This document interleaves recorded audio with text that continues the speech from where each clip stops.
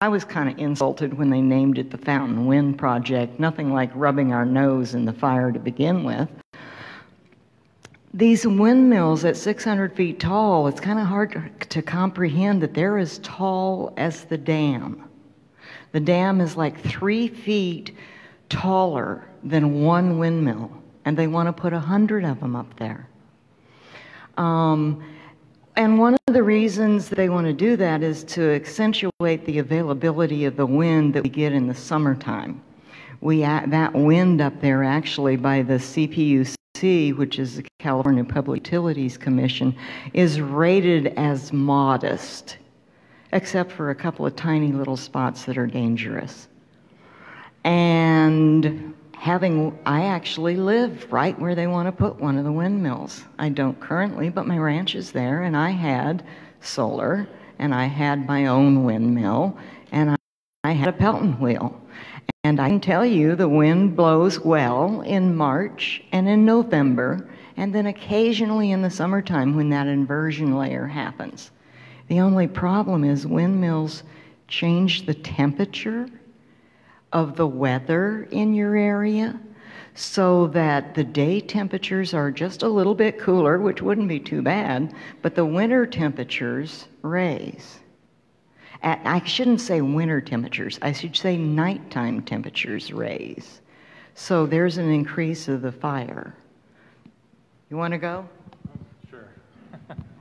Yeah, this is our first presentation, so forgive us if we stumble a little bit in the handoff and such. But yes, as Beth was saying, it does raise the temperature. That's going to affect possibly the snow melt and the amount of snow that remains on the ground. The other thing about these turbines that well, actually, renewable energy in general that you need to keep in mind as well is, green energy is great. If we can reduce fossil fuels, we're not necessarily against that. But something to keep in mind is that we'll never be 100% renewable. Wind doesn't blow all the time. The sun doesn't shine all the time. And so there are times when neither one will be available, and you'll still need full capacity via fossil fuels or some other means to keep the lights on at night or keep the heater going or things of that nature. So just to be clear, we're not necessarily against pursuing or looking at renewable energy techniques and methods, but as Beth was pointing out, the area up there is marginal at best. Still, so many of the wind resource areas in the United States have been occupied, and they're looking and seeking other places to put these, exploring new areas, putting up meteorological towers, wind anemometers to measure the wind. There's others that we know of near the area where this one is being developed. You might have heard of the windmill development up in Humboldt County, and what we're concerned about is that Hatchet Ridge is not too far from this one. They had 44, about 450-foot tall windmills up there, and sure enough, here comes another wind developer, different company, but now they're planning 100 of them. We also know that in the nearby Round Mountain substation, where the power would be connected to, they have a company called NextEra, which is the largest wind generation company in the world. Oh, I'm sorry. Oh, sure, no problem. In any case, they have put in a proposal to the CPUC to upgrade the Round Mountain substation, and that there are other problems at the substation, there are problems at the grid, and those have a bearing on the viability of these windmills. But that particular upgrade that NextEra was interested in introducing into the substation up there, where some of the 500 kV lines come in and out of the state up through the Northwest, wasn't about fixing the grid. It was about preparing for additional connections of renewable energy and things of that sort. So this project, again, with respect to its greenness, will wind up clearing over a couple thousand acres, completely clear cut. If you go up to Hatchet Ridge right now, it looks like a flat top. So this will be miles of cleared land. Some of it is temporary during the construction, but there'll be over 1,000 acres that'll be completely cleared and kept cleared. There'll be numerous roads. I think we're kind of jumping ahead here on the slides perhaps, but let me see if I can't get to some of the 16 miles of new overhead transmission line, 50 miles of buried transmission lines, and even on those, they still have to keep a clearance. They have to keep the area cleared above the buried transmission lines. And at least 21 new miles of new roads. I have 40 foot up here, and that's the actual road path, but there's an additional 40 feet on that, so that they keep clear on either side, or another 20 feet on either side. So you have 80-foot roads going through the forested area. And anyway, it's a lot of trees, which are normally beneficial for carbon sequestration. That's a common environmental concern or a thing advocated is the sequestration of carbon by our trees and so forth. Well, several thousand acres of clear cut. There are other problems with this with regard to, as you see, the foundation for these things is up to 80 feet wide, maybe 10 feet thick in concrete, buried 10 to 15 feet deep, 600-foot tall pedestals, possibly out of steel. The developer has claimed that they will be made out of steel, but so many of them, especially when they start getting in that height, are made out of concrete, or they're a hybrid combination of steel and concrete.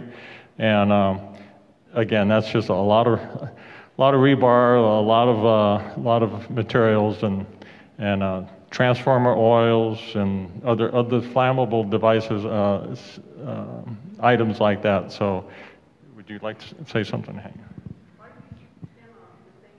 Okay, there you go. We'll just pass it back and forth. Okay, so I'm going to jump it totally, and one of the major objections is fire.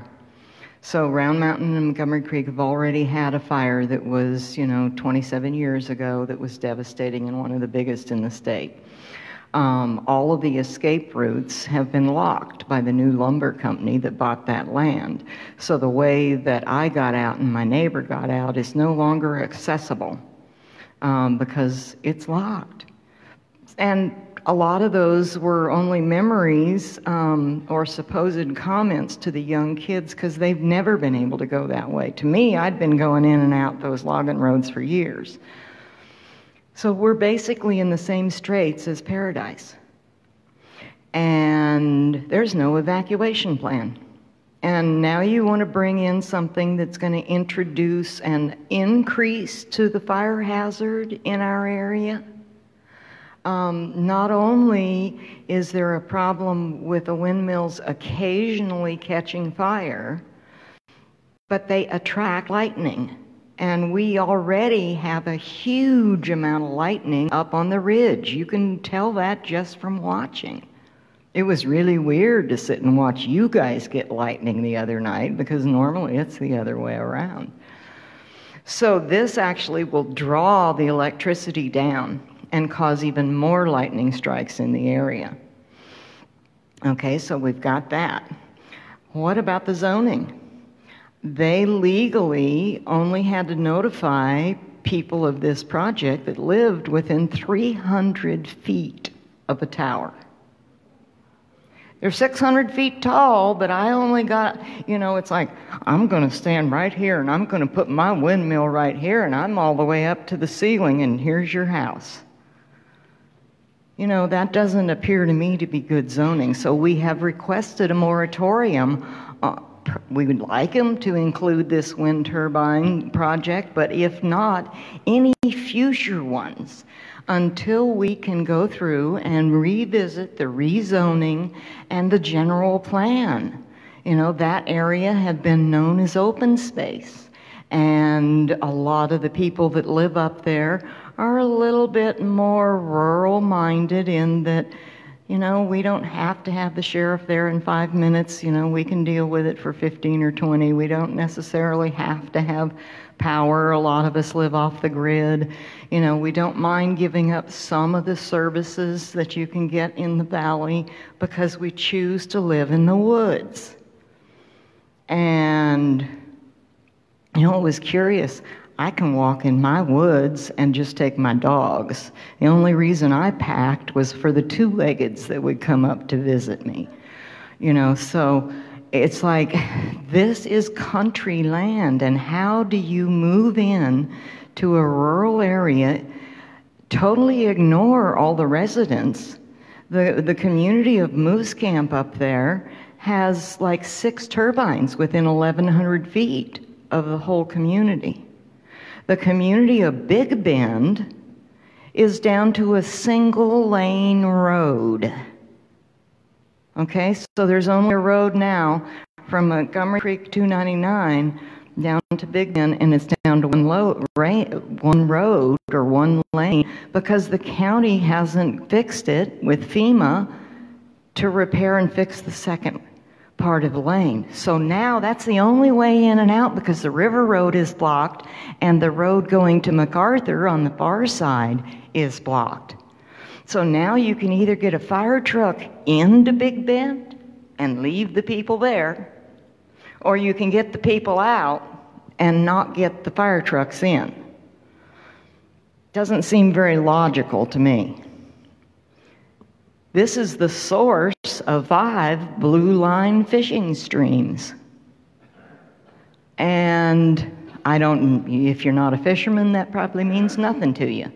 But if you're a fly fisherman, you know all about what a blue line stream is, and all of a sudden you're going to have dynamiting going in there and drilling and shifting the hydrology and the geology of the land, and there goes with the impact that direction. Look at Scientific American last year in November. They do an article on windmills are the next apex predator in the forest because it kills so many birds and other wildlife in the area that you got to consider it an apex predator. You know, what does that say for the hunters and for the whole group of the cycle of life? You know, some of those apex predator comments that were made, it was interesting. Some of the animals survived, but all of a sudden some of the hummingbirds didn't have any color anymore. Cardinals weren't red. They weren't mating the way that they used to. So although you only see the change within the past 10 years, what's it going to be like in 50? If the windmills will last that long, because most of the time they only last 15 to 25 years, and then they either get left there to rust, or if you're lucky, they've got the money and will take part of them down. But the depth of the cement pad that they're laying in can't even be removed by an atomic bomb. Yeah, thank you. Yeah, with regard to the birds and the bats that are killed, one of the things I wanted to mention too, and it's one of the reasons why we're pushing for a moratorium, is we want the county to take the time to really study the issues, not sort of wing it on these large industrial projects that have such a bearing on our environment and our way of life, and not just the Intermountain area, but you know, as I mentioned earlier, we expect that these could very easily move to other ridge lines around Reading. Car fire areas might be a good spot. They've already burned, so we don't need to worry about fire so much. And they don't seem to be as interested in necessarily the prime real estate wind area anymore. They're willing to accept something a little bit less. One of the things you might hear about with some of these, when they advertise, they'll say, well, we can power so many hundreds of thousands of homes. Well, a lot of times that number that you hear is the label capacity on it. And so if the wind was blowing 24/7, like this project, it might produce 347 megawatt, but it doesn't. Just like the Hatchet Ridge nearby, it produces probably about 20% of the labeled capacity. It doesn't meet the contracted amount that they have with PG&E as it is now. And so don't get fooled by the numbers. It really isn't a free lunch. There isn't that much energy out there, and they're not as efficient as advertised. But back to the moratorium and the zoning and the study, we want to give people in the county a chance to have something to say about what's going on in the county. As Beth mentioned, many of you wouldn't know it was even going on until you drove to Bernie Falls for a picnic or something, and all of a sudden you're driving through a wind farm. And I'm going to go back a minute to some of the graphs I had up there. The other thing with regard to the birds and bats, on the Hatchet Ridge, the way they answered the concern, the county answered the concern about the bird and bat kills, was to put in a 2-year plan to, this was their mitigation method, to monitor the bird kills. Well, the windmills are already in. There's 44 of them. And so they just want to see how bad is it really, and are they going to shut it down? I doubt it. But worse than that was the mitigation method called for monitoring 22 of the 44 wind turbines once every 2 weeks, and the other 22 wind turbines once a month. And the search radius wasn't even the throw distance of the wind turbines. Those blade tips spin at over 100 miles an hour. The 600-foot ones, the blade tips during full spin capacity will spin at close to 200 miles an hour, maybe a little bit more. And so when they hit something, when they fling ice or hit a bird, or they have the potential for flinging it quite a ways. So you should at least lurk within that area. They didn't. Not only that, but if you're familiar with the area, as Beth mentioned, there are a lot of predators, windmills being one of them. And what lands on the ground wounded or dead doesn't last very long. We have fox through our area nightly. They patrol the area, mountain lion, bear, everything like that. And so if you go once every 2 weeks around one of these windmills, they're not going to be there. And the predators get smart. It's like, oh, well, we know where to go to find dead birds on the ground. So it isn't long before they learn that this is a feeding ground, and they look, for those dead animals to feed the little ones. So in any case, that's the kind of stuff we want them to address in the moratorium, and to get the citizens involved. We offered in our request for the moratorium to be part of a citizens action group to support any rewrite of the general plan or the open space plan or the zoning codes that based on scientific data and the latest information with regard to windmills. So let me go back to some of the graphs here if I can. I know it's kind of an eye chart, but each one of those squares is a section. So 640 acres. And you can't see it very well. Maybe I can do it with a pointer. That squiggly line there, that's Highway 299. And this here is the leased land. So this is the largest footprint probable at the moment. One of the problems we've had with the petition is that we can't get an accurate number. If you go through the documents that have been submitted to Shasta County, the acreage is listed from a little over 30,000 up to almost 44,000. And so it's all over the place. So we can't get a real accurate understanding from the applicant or from the county exactly how big this project is. But this is the 43,000 footprint. Here's 299.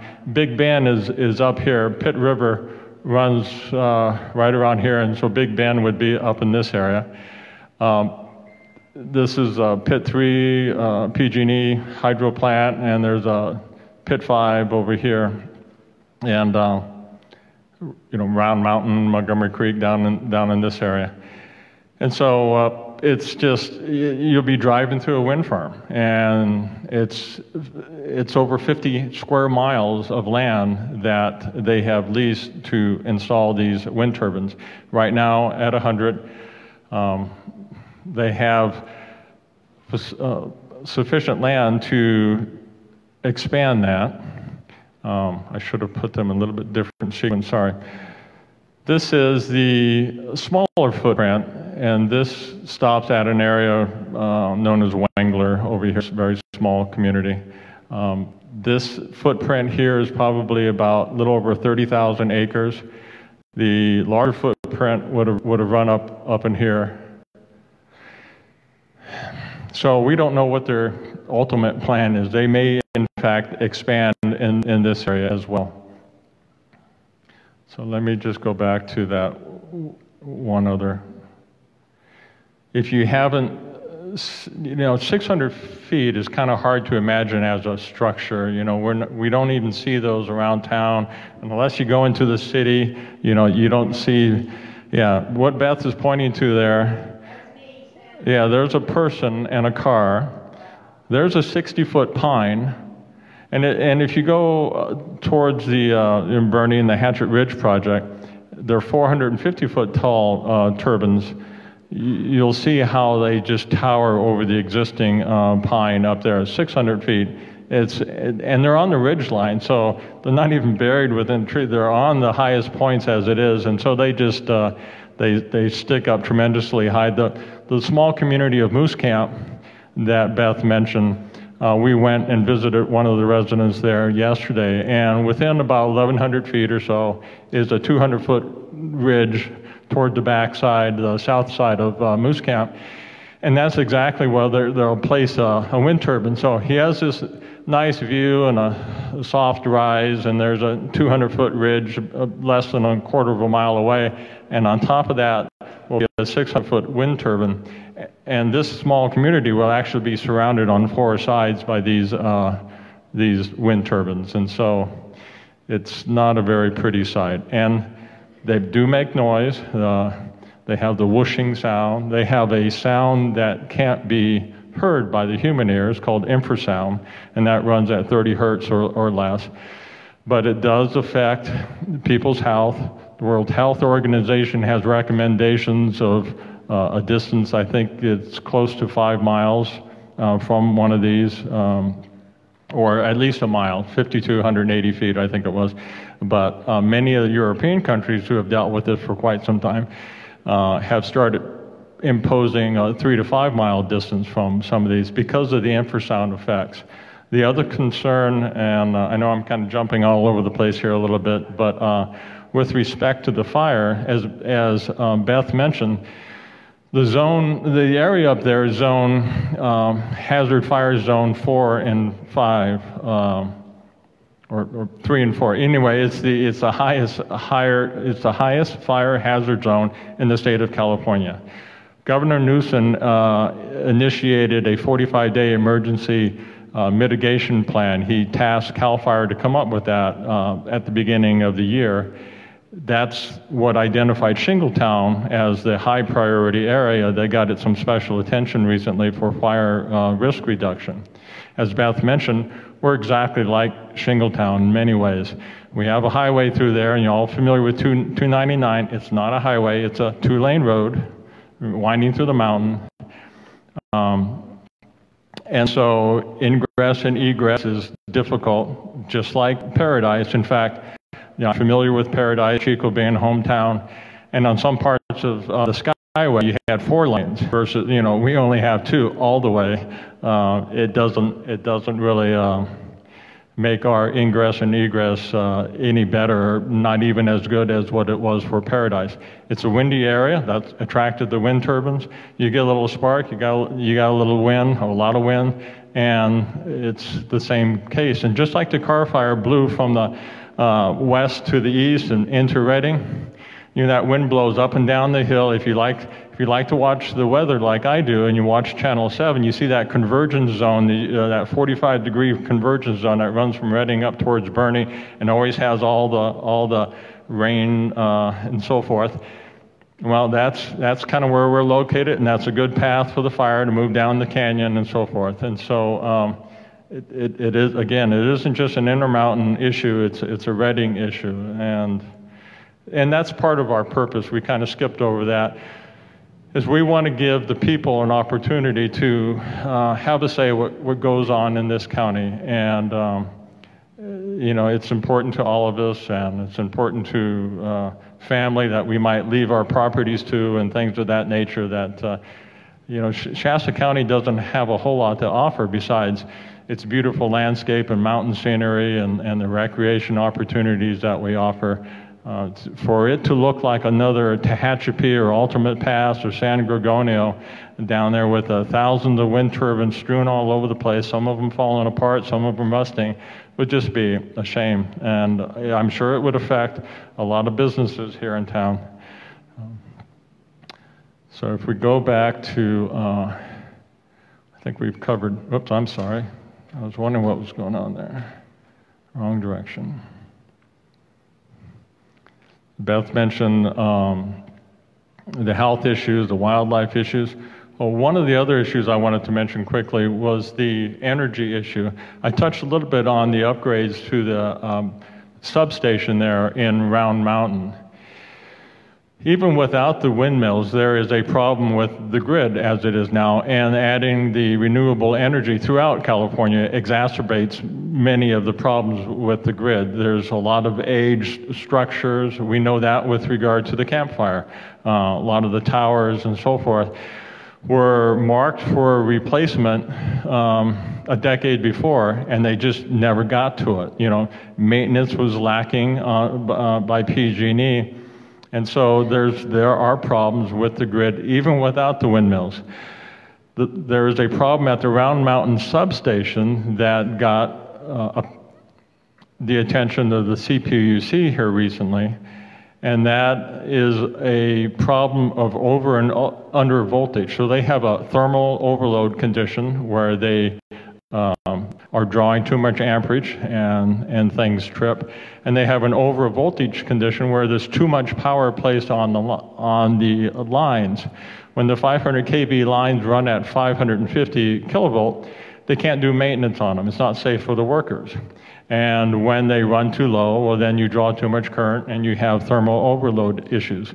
So the CPUC approved an upgrade to the Round Mountain substation on the order of $200 million or so, that will take, it's estimated to take until December or so of 2024 before it's completed.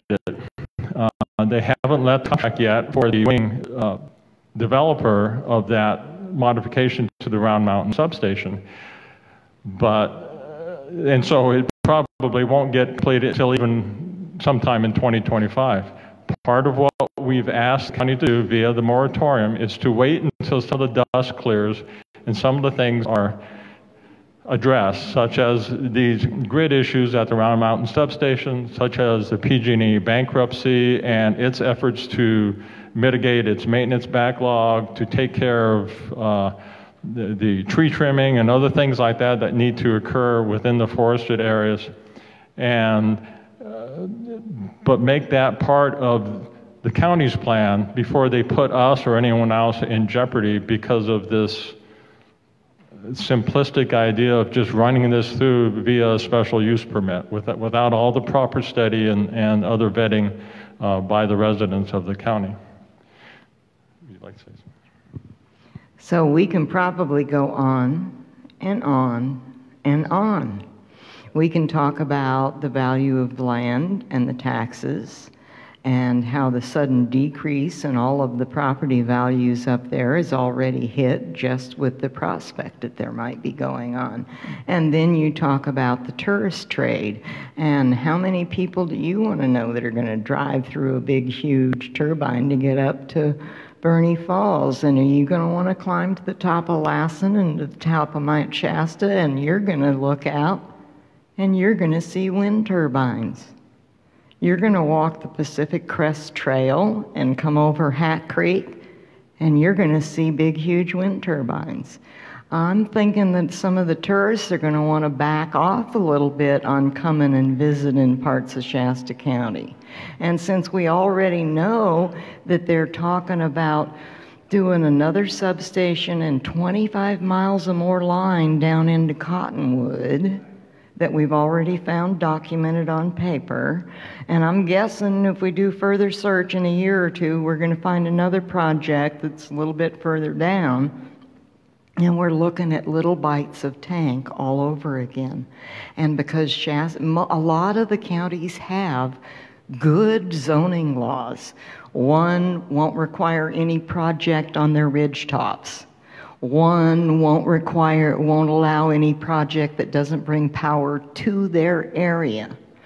One of them, they have but Shasta counties are like, excuse me, I'm not going to assume the position, but this is what we're introducing it's like, come on into the county, folks, and you can just give us enough money and we'll go there. And it's like, I'm sorry, Bernie Library's still waiting for their money.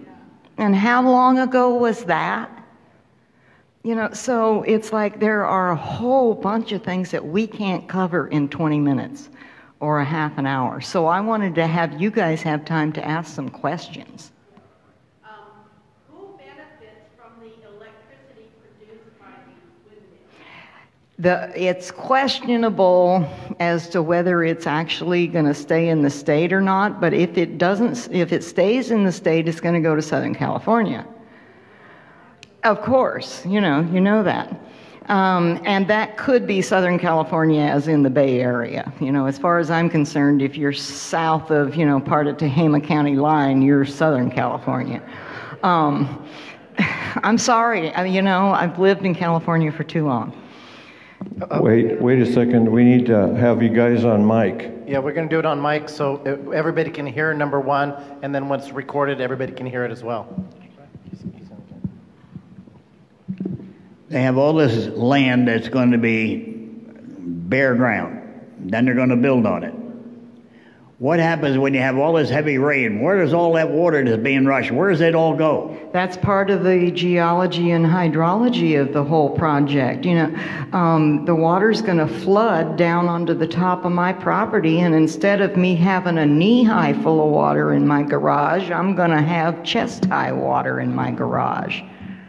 I have a question here. Back here. What is Shasta County getting out of this? Well, we don't know exactly how much money that they want to turn over to the county because it hasn't actually finished even going through the planning process. It's in CEQA right at the moment, and they're getting ready to issue their draft DIR, and they've put it back a little bit.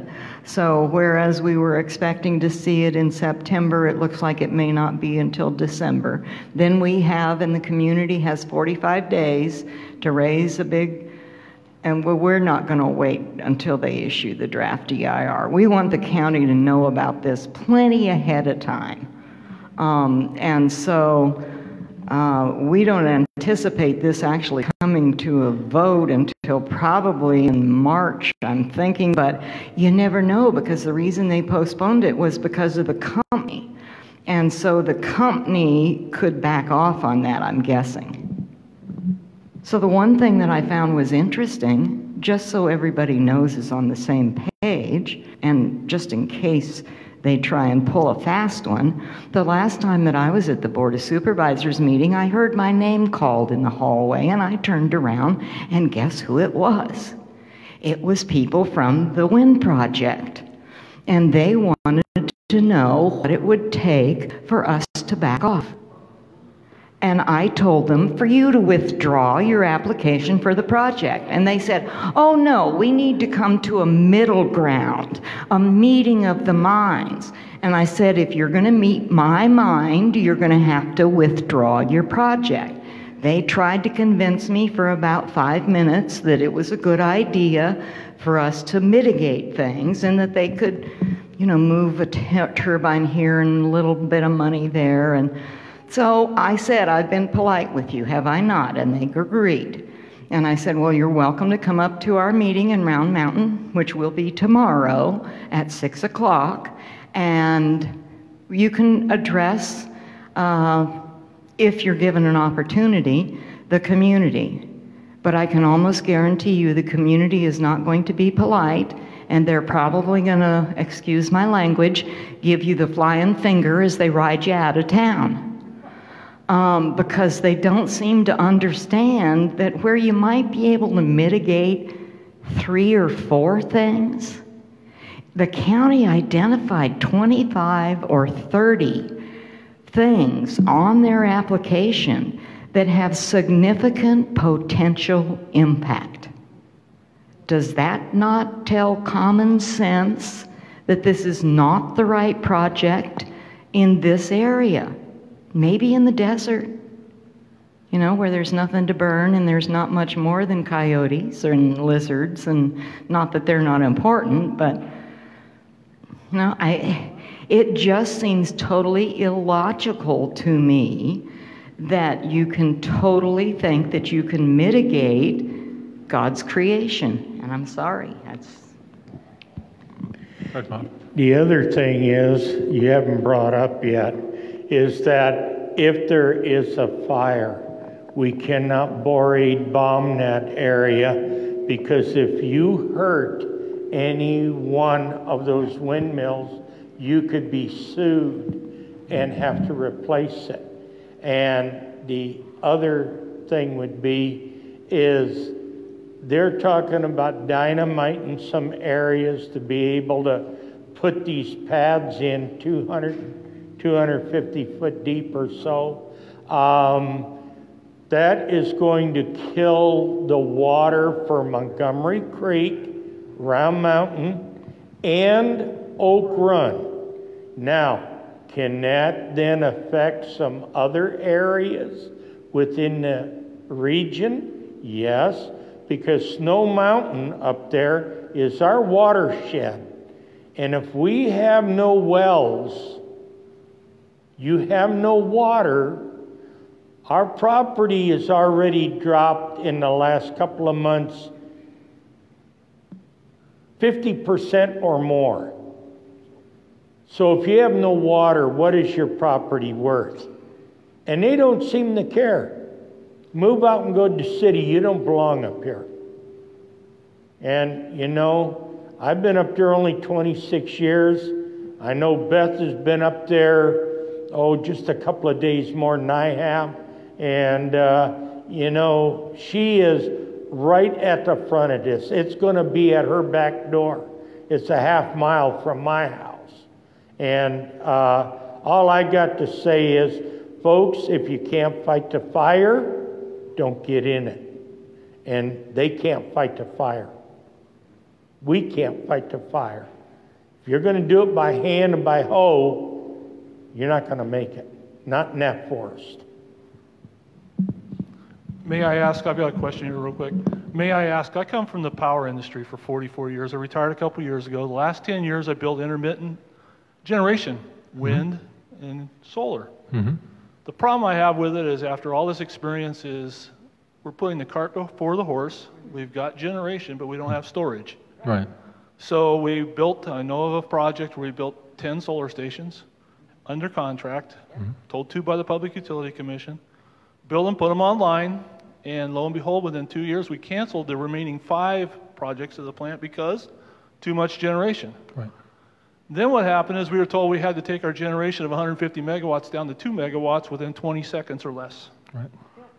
So we had to come up with a way to do that, and we were taking up to 150 megawatts down to 2 megawatts within 20 seconds. Right. You show here on your screen here that this has to be curtailed, available to curtail. Hatchet Mountain is being curtailed by the California Independent Systems Operator as needed now, based upon load demand and based upon line capacities. Right. So now we're going to put more generation up there on the hill. Exactly. The same problem up here. We have no generation storage. Right. The storage I need is what's behind the dam at Lake Shasta. Right. That's the storage we need, not the wind, because the wind doesn't blow all day long. Exactly.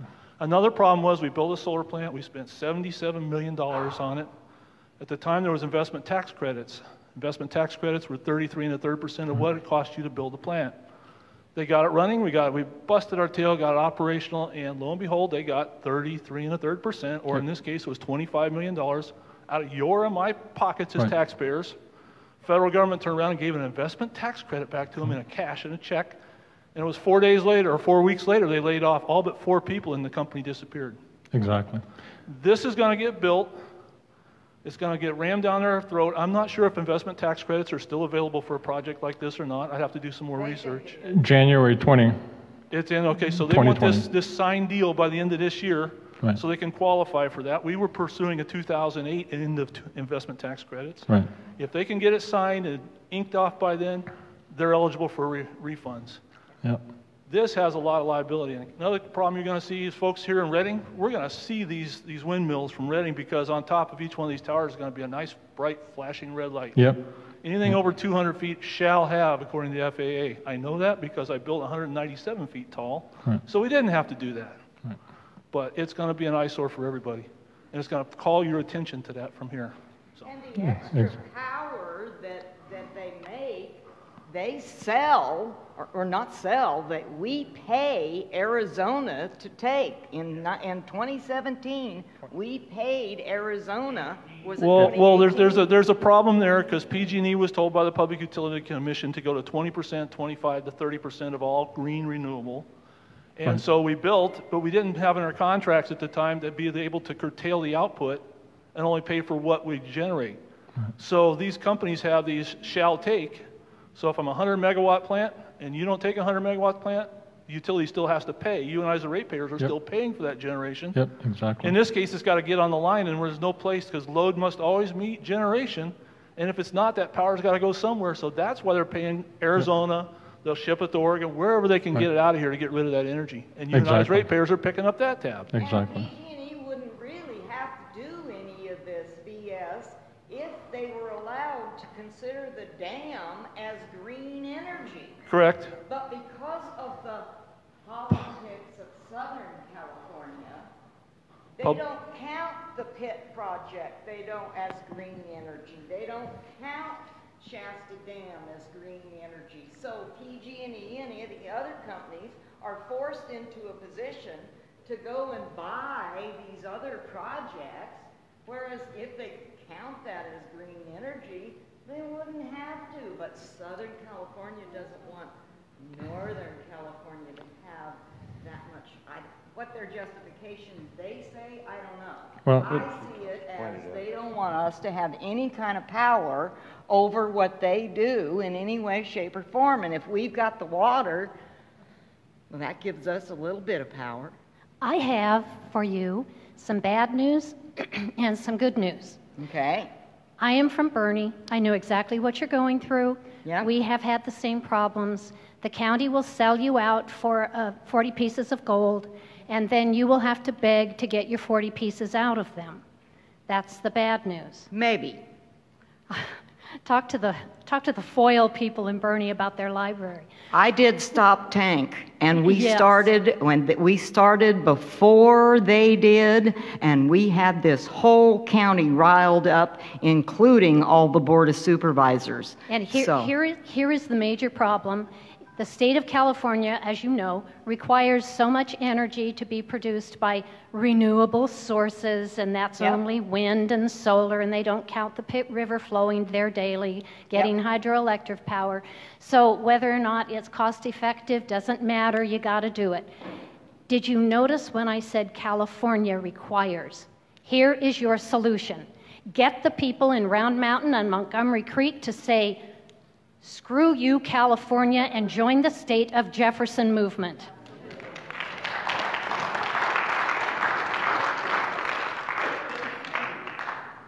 Yeah, there is, PG&E had petitioned the CPUC for the curtailment rights for Hatchet Ridge so that they could curtail the power during times of negative pricing, or in other words, when we were paying other states to take the power. It really doesn't. Washington State counts its hydroelectric power as part of its renewable energy. Common sense tells you can't get much greener than the dams and so forth that are existing out there. They've been there for 100 years, some of them, and we can't count that. PG&E has to curtail the hydro plants so that the wind can blow. I mean, green for green. Where's the benefit? So this is really not about green energy. That's the other thing it's important for people to understand. These are big bucks. These companies, these wind energy companies are multi-billion-dollar, multinational corporations, and they're not about making life better for you or me. This is about making money. The ITC, the investment tax credit and production tax credit, investment tax credit, you get so much every year for 10 years. That's why many of the windmills in the past only really operated for those 10 years, and then the companies go bankrupt and so forth. Or the production tax credit, where they get 30% of the funds for producing these windmills up front to cover their costs. And so it's really about money. It's not about green energy. It's a sham, and it's not good for you or I. And so we're trying to stop it, and we're trying to get people informed about all the things that are occurring. There is a website, and we have flyers in the back. We have flyers. We have the website listed on the bottom of the flyer. We have started a petition. So if you're willing and able, if you could sign the petition. Numbers matter to the Board of Supervisors. They ask us all the time when Beth or my wife or others have gotten up to speak, how many people are you representing? And so the bigger the number, the bigger the eyes get. So it does matter. We have ghosted some letters as well that we have some copies back there. You can also print them off from the website, send to the supervisors, be the squeaky wheel. That's what we're trying to do, is squeak as loud as we can.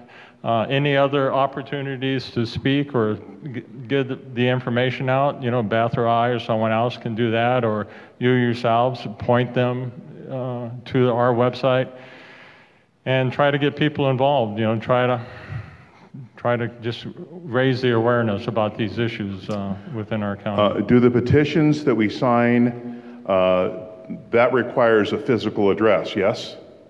Some kind of physical address would be nice, but it doesn't have to be in this county. Yeah, no, we're not concerned about county residents. Okay, so in other words, it can be a P.O. box. Yes. Yeah, that's fine. Okay. Yeah, this isn't a petition. We're not trying to get it on ballot, so we're not as formal about that sort of stuff. We're just trying to get, even if you come up here for vacations or something once in a while and you just enjoy this beautiful country, then sign the petition. You don't want to see these windmills. I mean, you're part of the state, so that's fine. You're a resident of this country, and you're a citizen of the U.S., and you don't want to see this done to anywhere within this country. A lot of these wind developments, they target small communities like ours. People who don't have the resources, they don't have the numbers to really fight back. And the shameful thing is that our tax dollars supplement these developments, and yet many of these developers go after fervently. They go after these small counties. They go after the Board of Supervisors. I mean, they sue the counties. They target individuals. It's a nasty business. And whatever you can do to help spread the word and get informed via our website and stuff like that. It is all about the money with the county and them. That's what they want. But it's also about numbers and being voted and being elected. And this was one of the things we learned from Stop Tank. So the county stood up against the city of Reading. The city of Reading was part of Tank, and the city of Reading taxpayers put over $1 million into trying to ram Tank through eastern Shasta County. And eastern Shasta County riled up. They said, we had 3 international attorneys come to us and tell us, you will not stop them. And you know what I told them? Watch me. Yeah. She gets that. Watch me, because you can start off with 5 people and make a ruckus, and you can start, and then you can move to 50. Well, when finally Sacramento decided to pull out of Stop Tank, and it was 10 years ago, 2 weeks ago, yes, that we stopped them. We had meetings in the Holiday Inn with 750 people riled up. And when all of a sudden you're going there, and Leonard Moody, who's coming up for re-election in March, and a few other people start to hear words of Well, that's on their side of the county. I'm not worried about, and all of a sudden he's got some people in his district calling up and saying, you know, if you let that go through, I'm not going to vote for you. They start paying attention. He is up for re-election. So, you know, politics, you know, you may not like it, but some of the time you have to play the game, especially if you're going to stop them cramming something down the citizens' throats. Well, 26. That's a question. Yeah, I know. So does Linda. 26 years ago when I moved up there, there was 30 or 35 hydro plants up there. I didn't want to start ringing. 35 hydro plants up there. Right. From what I understand, there's 3 of them. Yep. And not a one's over a full megawatt. And PG&E won't deal with them. I understand that was the problem. PG&E forced them out. And like I say, there's only 3 that could afford to stay with it. And the one I know personally has put in right near $500,000 to $700,000 to be able still to produce energy for PG&E. So that's what they're doing. And my question is the same thing. Every time I go to one of these things on hydro or solar or anything, we say why we have to do this. Why?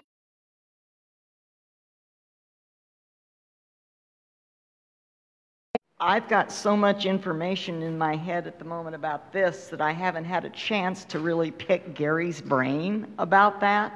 But that's another thing that's on my agenda now. Yes, you know, we have natural gas generated electricity, coal, solar, hydroelectric plants, wind turbines, and I understand that the cheapest is the from the dams, you know. Yeah. Hydroelectric is the cheapest, but we're not allowed to claim that as green energy. Right. The most expensive energy is from the windmills. Right. And so what are we going to do? We're going to sort of like what happened in Paradise. There's no money to pay off the citizens and pay off county damages that are done because Pacific Wind LLC is only responsible for having a certain amount of insurance. And although Iberdrola may be on the Dow Jones and may have a lot of money, they don't end up being responsible because of the way the business laws are internationally. Yeah, there was actually a bill, SB 386, down in Southern Cal, Central Valley area, from an independent or investor-owned utility, I believe, primarily a water company that had a hydro plant, and they were petitioning, or the bill was sponsored by a congressman, I can't remember his name, and the efforts were to try to count the hydro that this utility was generating. Because they couldn't, and they had to meet the renewable power requirements of the state mandated levels, they spent, I think, over $100 million on renewable green energy, wind and solar, that the ratepayers in their small area had to cover, even though they had plenty of power. They had more than they needed, just like California does, just like PG&E does, and wants to curtail Hatchet Ridge. They have plenty of hydropower at the time. In fact, in their letter to the CPUC with regard to their request to curtail, become the scheduling coordinator for Hatchet Ridge, they told them that they have enough renewable power in their portfolio to meet California's requirements until 2030. So there is it's another reason why there is no driving need to implement this right now until the county steps back and looks at all the issues, adds them up, and comes up with sensible, reasonable guidelines on how to produce these types of developments and so on. Yes, sir. I understand you're saying it's all about money, and I made an inquiry how much money does one windmill make? I was surprised to learn that in a prevailing wind area, it takes 20 years for the company to break even. So I'm thinking there's something besides money. And I'm wondering if maybe what is really behind this, if they get this through, then they don't need hydroelectric anymore. They can take the dams out of Klamath River, and if they do that, then Pitt River will be next. And so we should all be concerned about it.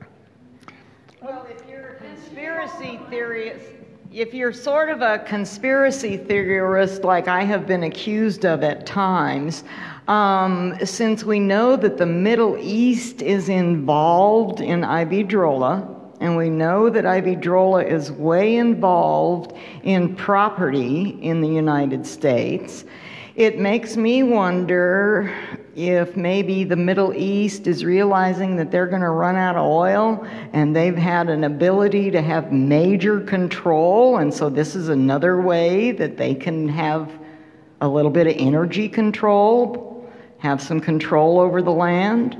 The land itself is owned by a company out of Australia. It's not even owned locally itself. So the whole project up there is all out of the United States.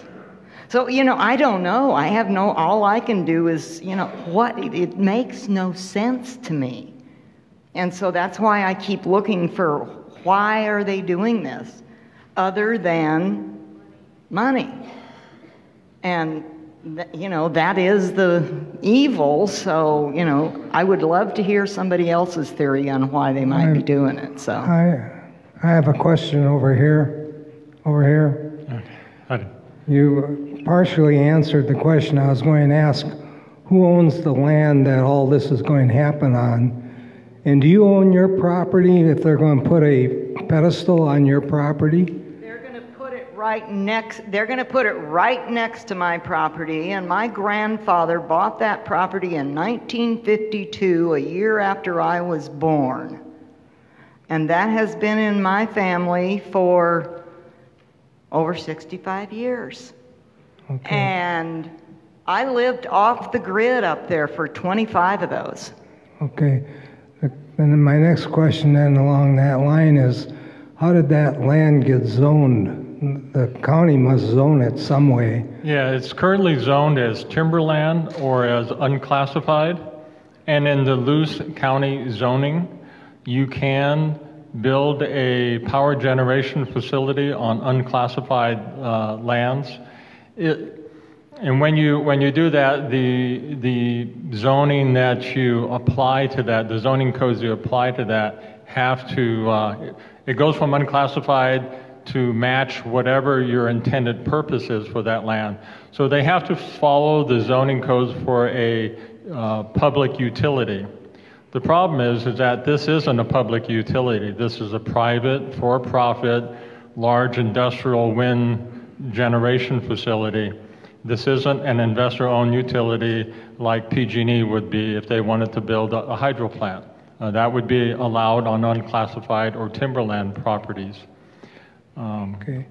Do you know when this Australian company purchased all this land? Yeah, it was here recently. I think in late 2017 or so, sold the land to Shasta Cascade Timberlands, and that's the Australian firm. And then Iberdrola is the Spanish firm that's leasing the land from Shasta Cascade Timberlands. Okay. And then Iberdrola has subsidiaries, Avangrid being the major driver for this, but they also, the actual applicant, and this is part of the confusing, kind of like finding out what is the true acreage. The applicant is out of Portland, and they're a subsidiary of Avangrid, and they're called Pacific Wind Development. So Pacific Wind Development applied for the application. They're a subsidiary to Avangrid, who's a subsidiary to Iberdrola, who's owned by who knows who, Sheik so-and-so, and other rumors like that, and some known. Where does the county fit into this? What is their power, if any? Sounds like So you present a proposed project to the county, and it goes to the Planning Commission, and the Planning Commission reviews the project, and they have to follow federal and state guidelines to review all of the things, and that involves a certain amount of public comment and a certain amount of them figuring out what problems there could be, and then if there are problems there, what they can do to mitigate those problems, and to make them not as obtrusive. And then after all of that is done, it goes to the Planning Commission. The Planning Commission decides, well, we think it's a great idea, we'll send it to the board, or the Planning Commission says, no, it's a terrible idea, which I would love to mark on my calendar when they did that. But generally, you bring it to the Board of Supervisors from the Planning Commission, and then the board gets to review it. And the board is going to listen to their constituents, and they're going to listen to their pocketbook. And it's going to be whatever's up in the air at that time that they think is most important. Well, we're back to my original question here a while back. What's in it for Shasta County? Money, that's it. Anybody identify how much money? They have never, as far as we can tell. No, we don't know for certain. The details, with a lot of these wind companies, such as Hatchet Ridge, they have a community enhancement fund or community benefit fund that they offer to the county. Basically, no strings attached. Sounds like bribery, but I wouldn't dare call it something like that. So multi-millions of dollars go into the county pot, unregulated as normal tax dollars would be from the state legislature. They come with strings attached, and you have to use the money for this and that.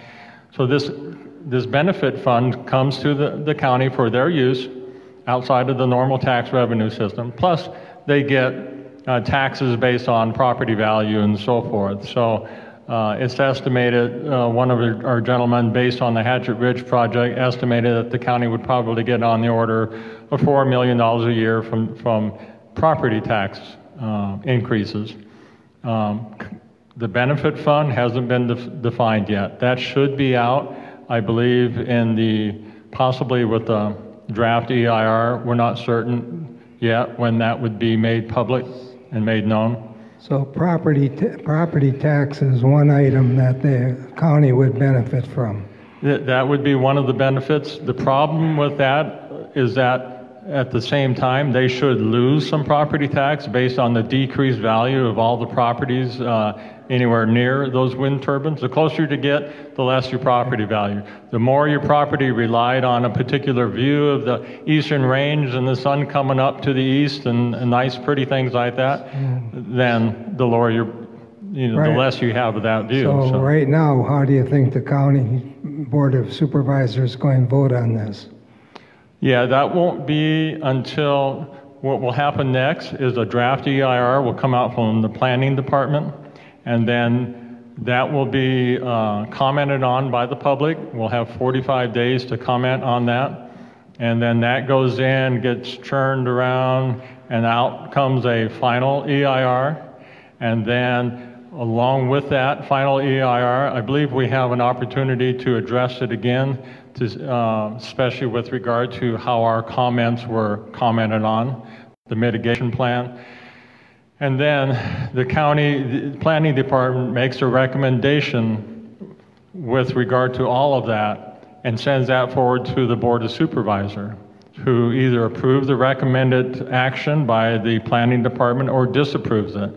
In either case, with the planning department's recommendation, it can be appealed. So if the planning department recommends to approve the project, then we have 5 days to appeal that, and that appeal goes to the Board of Supervisors. At the same time, if they disapprove it, the developer has 5 days to appeal it, and it goes forward to the Board of Supervisors for further discussion. Okay. If they had to vote right now, tomorrow, what do you think would happen? I kind of think follow the money. I'm a little cynical. At the moment, I don't think we have enough momentum behind us. I think they would probably approve it.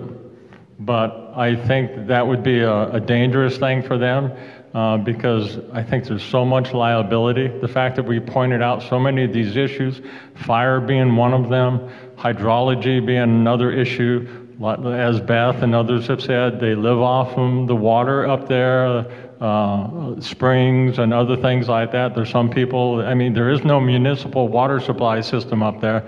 And so people have various means of collecting water and using water for their homes and their land. And so all of these issues are going to impact people, and some of them may be life-threatening. And so, you know, the county needs to take notice and be aware that should something happen, they'll have some liability issues that they're going to have to deal with. There's an organization in Shasta County called LAFCO. Have you approached those folks? Not yet. No, I think it would be wise to do it. I was on the committee for 4 years. It sounds like something that they would want to look into and make a judgment. Okay. That was on my agenda, just got there last week. The other thing too, with the assessor's office, anybody that has an issue with something that impedes or devalues their property in their mind, they should go to the assessor's office and file for a change of value on the property.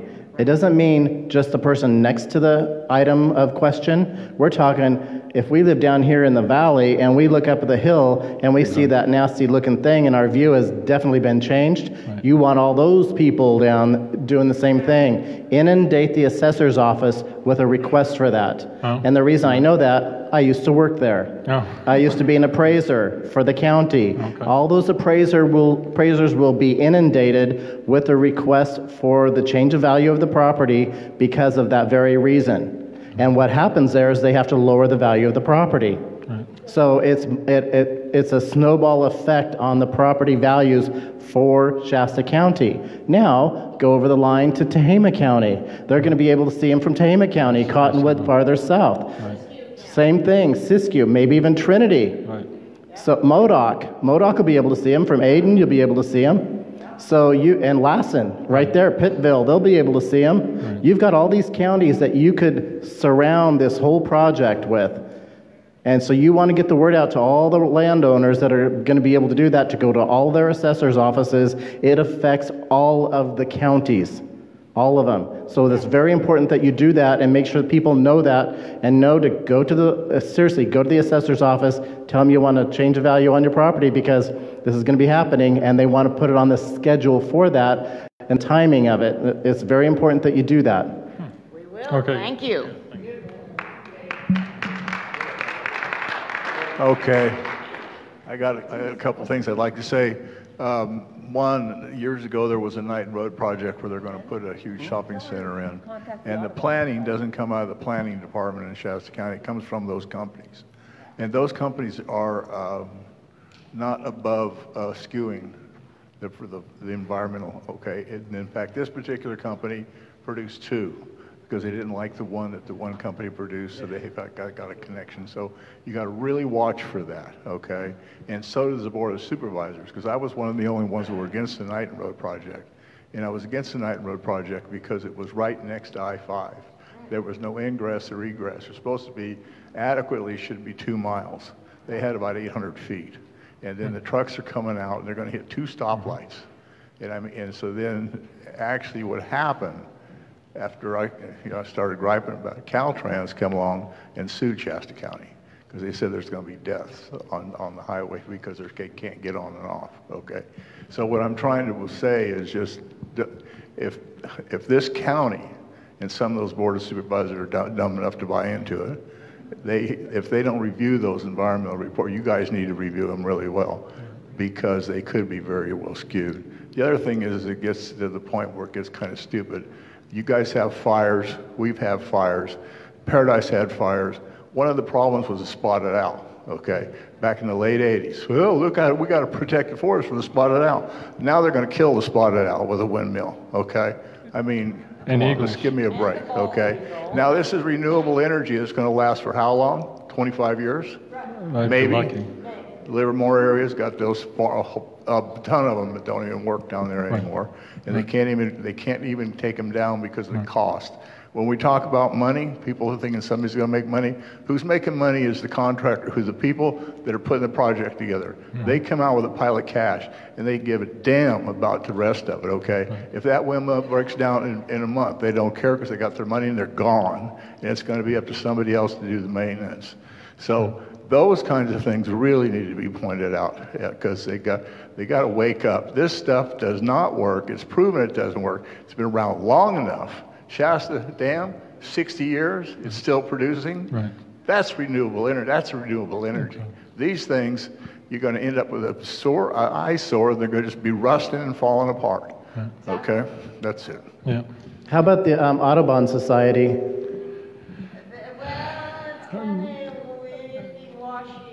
Well, with all the birds, I mean. Well, they've kind of. Yes, that's a good description. Depends upon who's at the forefront of the whole thing. We in Reading actually have a great guy to spearhead. It's got a lot of really good info on the birds. Yeah, You're we're fine. too close. But the problem being that they don't always pay attention to those people. And so it's like you gotta, like you said, jump on things and pay attention. They already tried to do a fake kind of bird study on when birds fly. And the guy that is in our group jumped forward and said, now wait a minute, this isn't right. You don't count migrating birds in the daytime because they fly at night. And, so on and so forth. The crew that that the company had hired to do is known as a loose survey company. So I've forgotten if it was the Fish and Game or... Fish and Game did object to the way the study was being done and is real upset with this particular project because they haven't done... What they recommended was a multi-year study during more frequent times during the year to capture all the stuff that Beth is speaking about instead of the very intermittent snapshots that don't really provide the right kind of data. Just like the mitigation for a Hadget Ridge where you go count birds once a month or once every 2 weeks around an area where there's many predators. It doesn't make sense.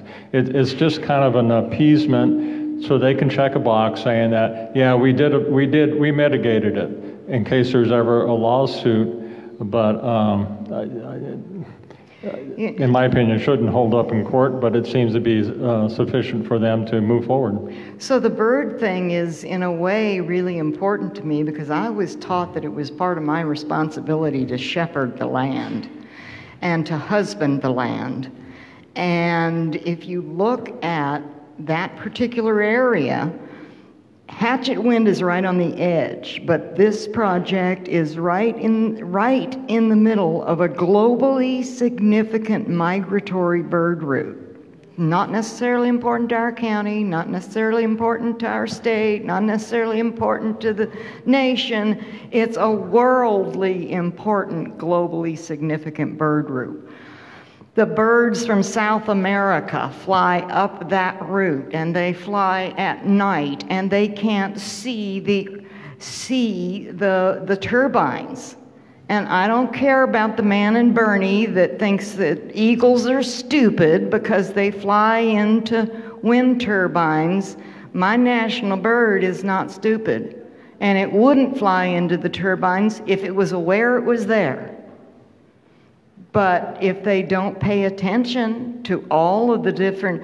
I documented 72 different birds on my own ranch, including a spotted owl, along with a few of other... did you know that ringtail cats are endangered? And I've got 20 pair up on my property in that vicinity. And yet... they're going to take out any ground animal because all we're talking about at the moment is the flying birds. We haven't talked about any of the ground birds because they razz that ground. And they will continue to use pesticides on that ground so that, and they take it down below 4 inches. And if you know anything about ground birds, you know they need at least 4 inches of grass to nest in. So you're taking out these thousands of acres of ground birds. You know, it makes no sense. Yeah, I probably live within, probably on the order of 5, less than 10 miles from the Hatchet Ridge project. I have a large pond, and I always enjoyed seeing eagles. In fact, I planted the pond. It already has some fish, and I planted it with some nice rainbow trout, got the permits and all that stuff. And the osprey and the eagle and all the other birds thanked me very much for that. I haven't got a lot of the trout I planted.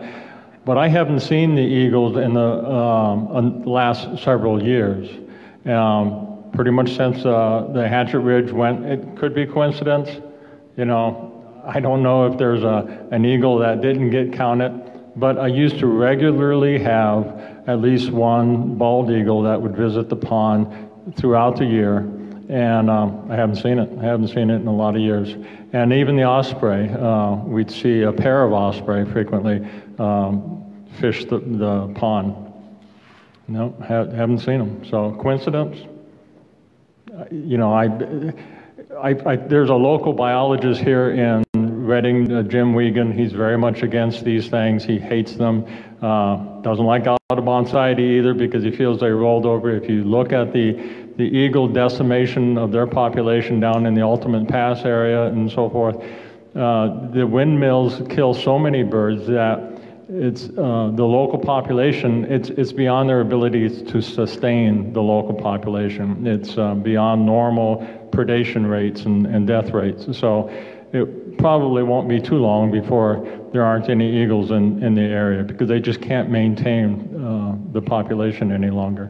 But he suggests that I don't see the eagles, I don't see the osprey because of the windmills and stuff. But, yes, sir. You know, there's been cases where landowners have been fined thousands of dollars for disturbing a tiny little stream that goes through their property. Well, surely with this massive excavation, there's going to be some disturbance of lots of little streams. How are they going to get away with that? They're going to put bridges over them. That's what I've been told by the caretaker of the property, that they're going to put bridges over all of them.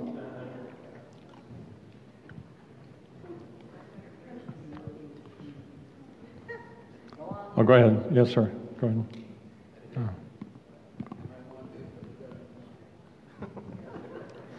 So here's the website on the bottom. So if you miss one of the flyers or anything, it's just www.stopfw, stands for fountainwind.com. And if you want to see eagles getting whacked by wind turbines, we have video on there that shows some of it actually happening. Again, remember these turbines, the tips of the turbine spin on these larger ones. When they spin at the full rate of speed, they're slightly over 200 miles an hour. So they don't look like they're spinning that fast. You see these things lazily spinning, but if you do the math, you know, 2 pi r times the number of rotations per minute times the number of minutes in an hour, you'll find that they're 200 miles an hour with no problem. I think it's about 18 revolutions per minute is the max rate of spin on these things. Have a friend of mine that was up snow skiing, cross-country skiing up there not long after they put the Hatchet Wind in there. And they saw a chunk of ice that was the size of a Volkswagen Beetle get chucked 3 football fields away from where it came off of the windmill. Okay, with all this information you've given us, which is great, what can we do to help? I mean, you brought paperwork, you brought all the information. That's what you want us to be doing? That's what I want you to be doing. Sure. You can sign up to receive emails. If you'd like some updates, you go to the website, you can sign up. You can sign the petition here, or you can also go online and sign the petition. Be informed. That's part of what we're trying to do, too, is just make sure people are informed. We didn't know a whole lot about windmills. I'm an electrical engineer by training and spent most of my career working with satellite communications and navigation systems, but I knew nothing about windmills. I always kind of, in the back of my mind, thought, windmills, okay, cool, using wind and producing electricity. That's a good thing, right? They're not so good. And the more you look into this, you'll discover it. So get informed, go to the website. There's lots of information. It'll point you to other websites as well. Read the moratorium letter. Decide if it's something you can get behind and help promote. Send your district supervisor or all the supervisors like we did, even those outside of